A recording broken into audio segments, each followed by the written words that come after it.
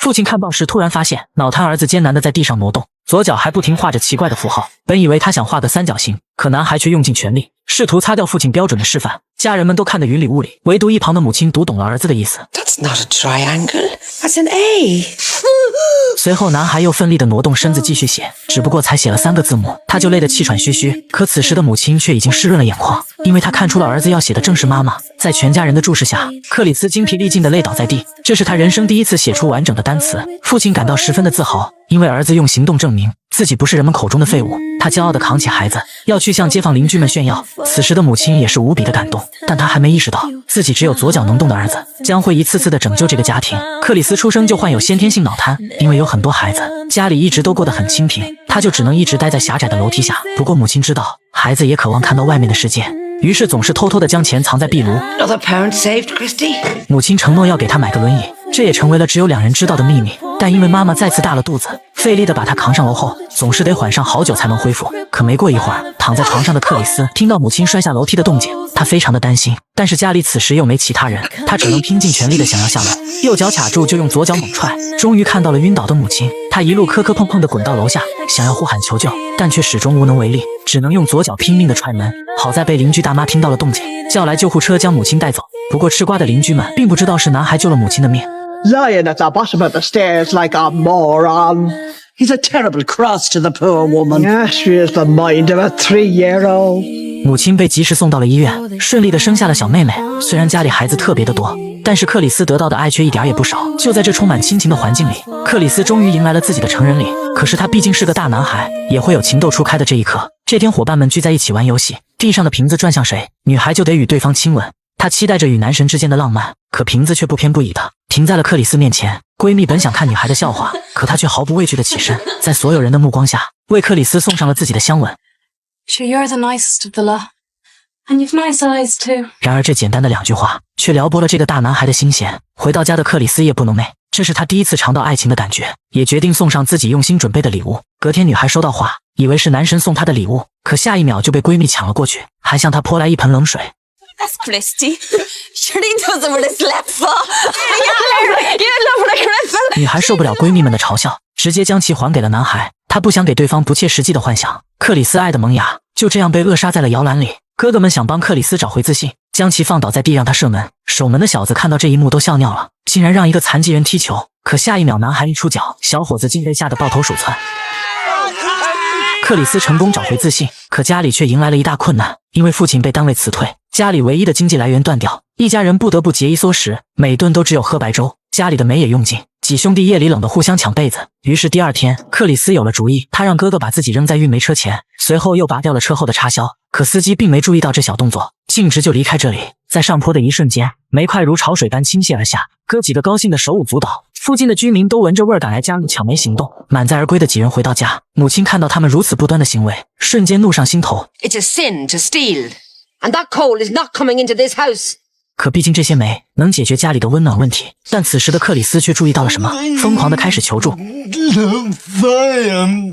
原来存钱罐掉进了火堆，母亲顾不得危险徒手抢救了出来。看到铁罐里的20多英镑，父亲感到十分生气。全家忍饥挨冻的过日子，他却藏了一笔私房钱，直到听到是给孩子存的轮椅钱，父亲也没有再多说什么。不知过了多久，母亲终于攒够了轮椅钱。幸运的是，医院联系了一位厉害的脑科医生，他对克里斯的创造力很感兴趣，跟着母亲回到家，提出要帮克里斯免费治疗。然而当他来到医院，却看到周围全是儿童患者，心智健全的他很讨厌被护工当成小孩子，坚持要求爱莲医生送他回家。克里斯把自己关在房间里，将所有的精力全都转移到作画上，拒绝与外界交流。但是爱莲却并不想放弃他，答应如果他不愿去医院治疗，他可以每天来家里。With speech therapy, I could teach you how to say fuck off more clearly. 爱莲的玩笑成功逗笑了克里斯，终于让他打心底里接受，主动打开了房门。从这天起，爱莲每天都会来陪他做康复训练，还带着克里斯吹泡泡锻炼呼吸。可接连几天的训练却没有丝毫进展，于是克里斯对此失去了信心，又将自己封闭起来。得知了这个消息，爱莲送来一本《哈姆雷特》，让他重新思考生存还是毁灭。果不其然，受到书的影响，克里斯逐渐走出阴霾，心情大好的他再次拿起了画笔，一边作画一边朗诵莎士比亚的名言，就连楼下的父亲都听得会背了。但是只有母亲听懂了，他知道是儿子爱上了爱莲，心里时刻都牵挂着对方。可是这又是段不可能成的爱情，他担心儿子脆弱的心灵会遭受到伤害，但没想到来得如此之快。克里斯刚收好爱莲的画像，对方就带来了一个合作邀请。他的朋友新开了家画廊，可以帮克里斯进行展览。突然送上门的好消息，让两人都感到非常兴奋。遇上爱莲简直是克里斯最大的幸运，他忍不住地向对方表白。Eileen, I like you very much. And I like you, Christy. You have the heart of a poet. 显然俩人说的不是同一种爱。克里斯本想在表达内心的想法，可到了嘴边的话却被硬生生咽了回去。很快就到了展览的日子，社会各界人士都被他的画作所震撼，他们不敢相信这是一个只有左脚能动的残障人士之作。在大家的掌声下，克里斯也高兴地喝了不少小酒。晚上的庆功宴上，他鼓起勇气再次告白，可这次却得知爱莲要结婚的消息，而画展正是未婚夫彼得所办。克里斯尴尬得像一个小丑，转而又将情绪转化成了愤怒，在所有人的注视下大声地祝福爱莲。The Peter and Eileen are the one. 紧接着他又一杯接一杯的喝酒，未婚夫也怕克里斯情绪太过激动，不停地劝他平静下来，而克里斯却借着酒劲开始发泄着心里的不甘。这场庆功宴在克里斯的掀桌下彻底闹得不欢而散。失去希望的克里斯在小本上留下遗言，准备自杀，可是这近在咫尺的距离对他而言又是那么的遥远，连自杀都无法实施。克里斯只能整日窝在床上，母亲不愿看到他如今这般模样，发誓他要是放弃了生命，那自己也绝不苟活。为了让儿子重拾生活的希望，母亲拿起锄头在院子挖地，他想为克里斯建造一个属于自己的画室，因为画画是他唯一能实现自己价值的事情。克里斯劝他放弃自己，他的言语让妈妈很是失望。 Sometimes I think you are my heart.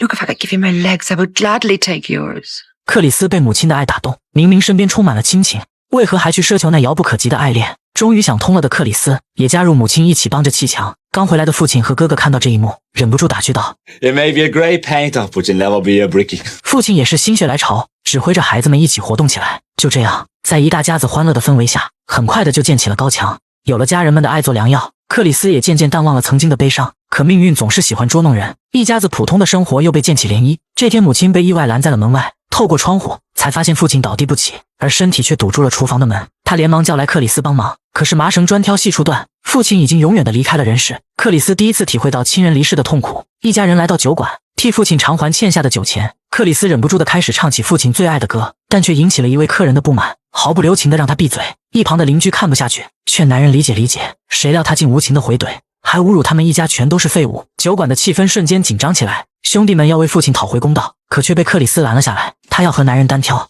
I don't fight cripples。克里斯的一脚瞬间触发了战斗，团结的一家子教训了挑事的男人，成功帮父亲维护了尊严。经历了这么多，克里斯突然有了很多话想说，但是觉得作画却无法传达他想表达的一切。克里斯请求哥哥代笔，他要把自己的故事写成传记。没想到书籍一发表就迎来爆火，兄弟俩也因此赚到了800英镑。他们把稿费偷偷藏进妈妈的铁罐，等到晚饭时，兄弟们异口同声的要吃甜点。虽然家里已经捉襟见肘，但母亲还是愿意满足孩子们小小的愿望。只不过当他打开存钱罐，瞬间就被惊呆了，看着手里的巨款，母亲不敢相信自己的眼睛，这简直比父亲一年赚的还多。克里斯希望母亲收下，用这笔钱去置办一身新衣。懂事的孩子让母亲感到非常欣慰，但他还是没有把钱花在自己身上，而是给克里斯买了先进的打字机，供他继续创作自己的作品。岁月在克里斯脸上留下了成熟的标志，他变成了家里的顶梁支柱，也成为了家喻户晓的大作家。爱莲医生时隔多年再度登门拜访，回看曾经对这段往事的执念，如今只是付之一笑，根本不值一提。爱莲邀请克里斯参加公爵的慈善活动，有许多社会名流参加，以他如今的声名，想必可以筹到很多的善款。得知爱莲是为了造福残障人士，克里斯也爽快地答应前去。